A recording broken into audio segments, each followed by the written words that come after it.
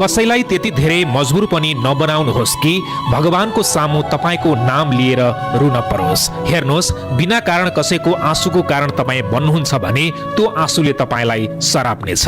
तिमीले नदीलाई थुन्यौ भने उर्लेर सबैतिर बग्छ, तर बग्न दियो भने शान्त भएर समुद्र भेट्छ। त्यसै गरी जीवनका दुःखलाई जब हामी मनभित्र कैद गर्छौं, दबिन्छ, पीडा हुन्छ, सताउँछ, तर स्वीकारेर ठीक छ यो पनि जीवनको हिस्सा हो भनेर सहज मनले छोडिदिने हो भने दुःख पनि हलुका हुँदै जान्छ।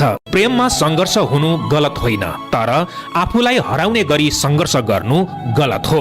कहिलेकाहीँ झगडा, गलत बुझाइ र दूरीले मनमा भारीपन ल्याउँछ, तर यही प्रक्रियाले तपाईलाई सिकाउँछ पनि कसरी आफूलाई प्राथमिकता दिने, कसरी आफ्नो मनको आवाज सुन्ने र कसरी विषाक्त भावनाबाट टाढा रहने भन्ने कुरा।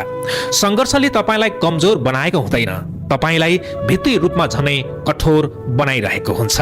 यो कुरामा तपाईँ सहमत हुनुहुन्छ? सहमत हुनुहुन्छ भने सहमत भनेर लेख्नुहोस् है त।